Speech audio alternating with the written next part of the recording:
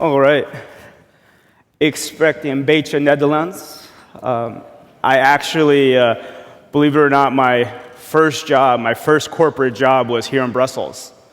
I actually worked for Cisco Systems in Brussels. To make it even better, I studied in Rubin.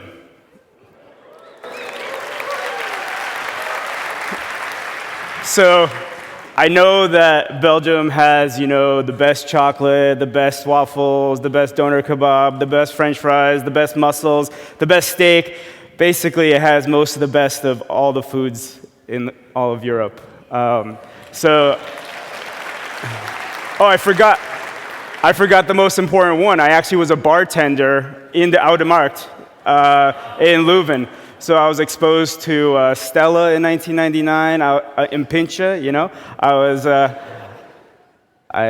Red Bull, all that good stuff was brand new at the time. And of course, I learned my favorite beer, which is Delirium. Do we have Delirium fans? All right, good.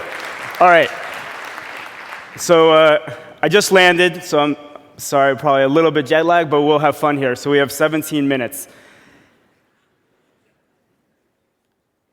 This is my Twitter handle in case anybody wants to send me a note or later. So it's just at @GoGoSlava. You don't need to ask me for my email later. It's slava@indiegogo. But let's start off with something that'll get less clapping, but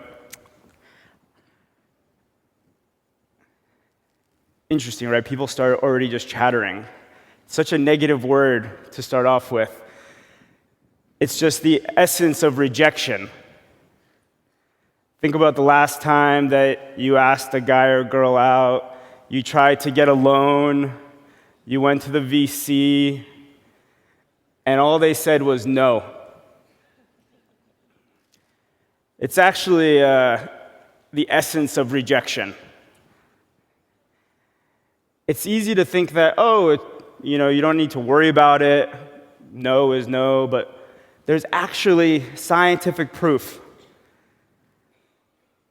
A study was done having people do basic tasks by first exposing them to words.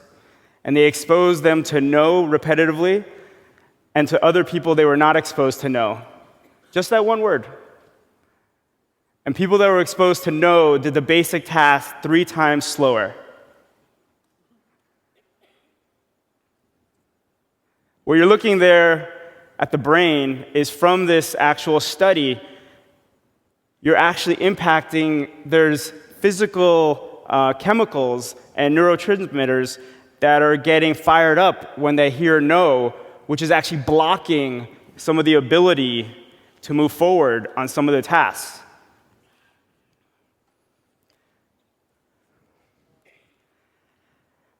Some of these companies would not exist with just no. I mean, all of us know stories. But literally, FedEx got no from the same exact VC 7 times in a row. Our economy and the way our structure is set up with limited capacity and having to decide where to allocate resources has a tendency to say no. See, the way it works is you need to know the right banker to get the loan, or they say no. The right VC, or they say no. The right person at the government, or they say no. As a matter of fact, for the last 100, if not more years, it was actually built on very simple, do you know the right person to get it not to be a no?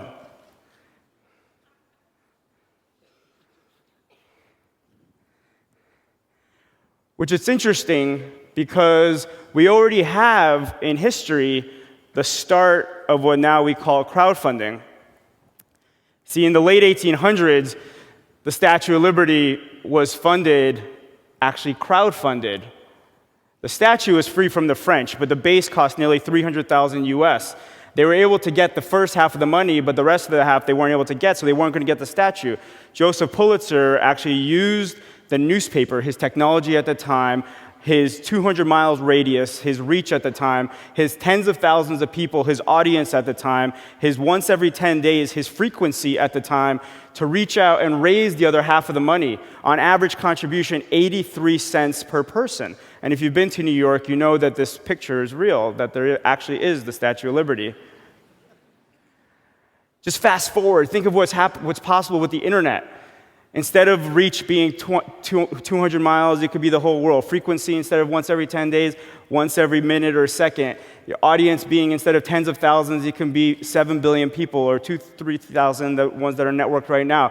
I mean, you're totally changing everything in a matter of just a little over 100 years. Let's just talk about what were examples. It's whether or not you have a product, you use Indiegogo, you get money. Or it could be an idea, it could be a film, it could be music, it could be a community project, right? It could be anything, because no happens everywhere.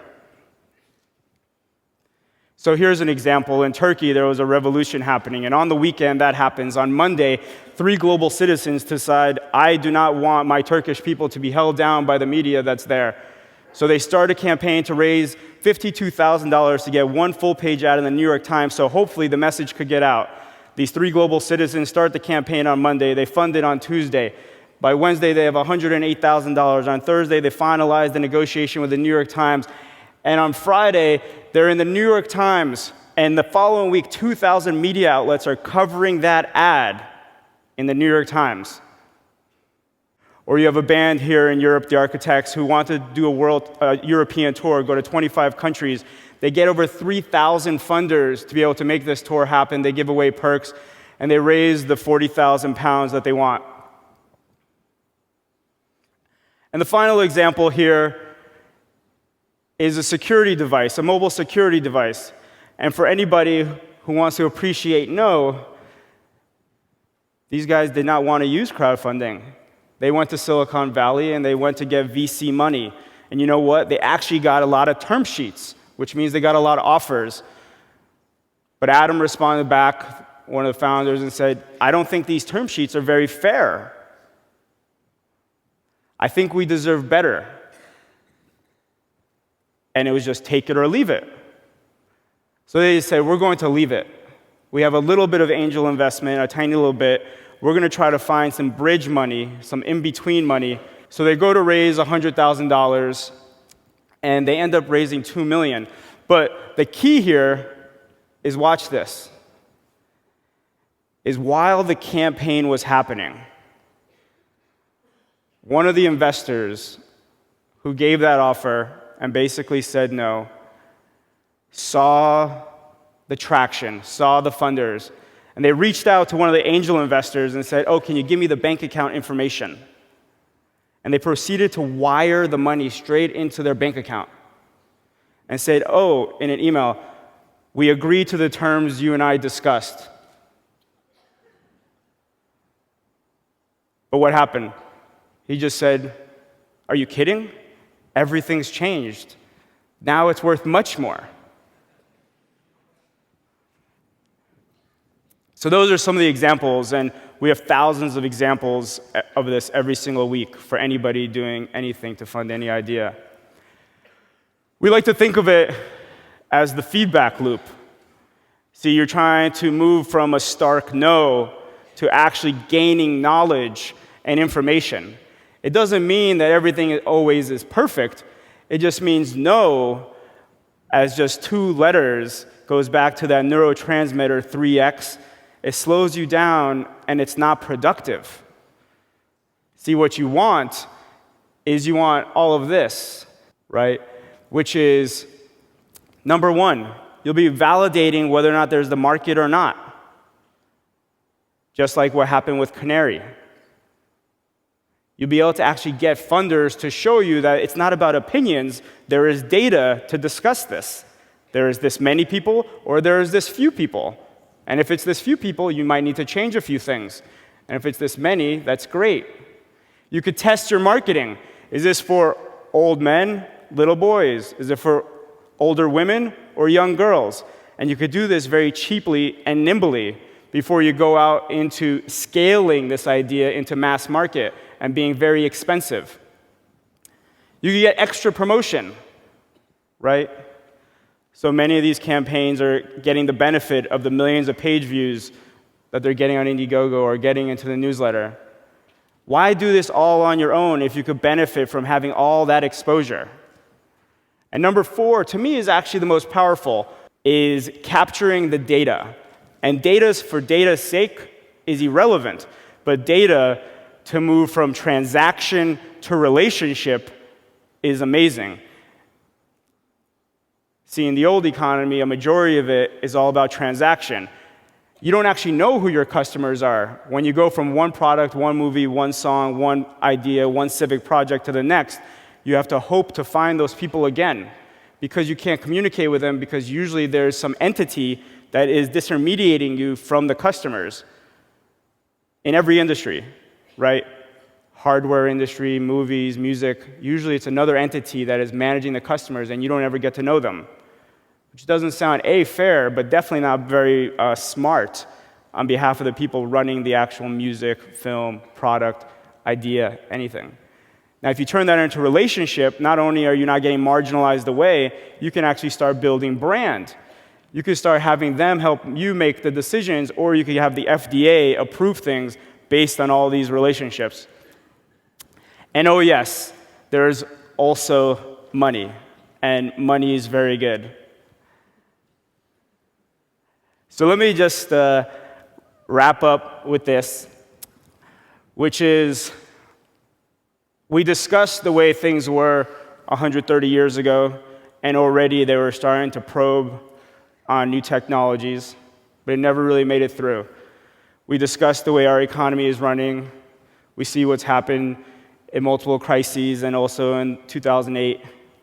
I propose that we are at a tipping point where we still have problems to be solved and current technology is not working.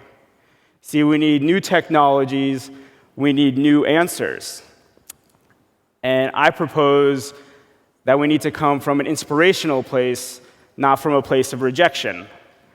So it's pretty simple, but an idea that if we live with and ingrain into our thinking can change ourselves and also change the way the global economy will move on, which is yes. Thank you.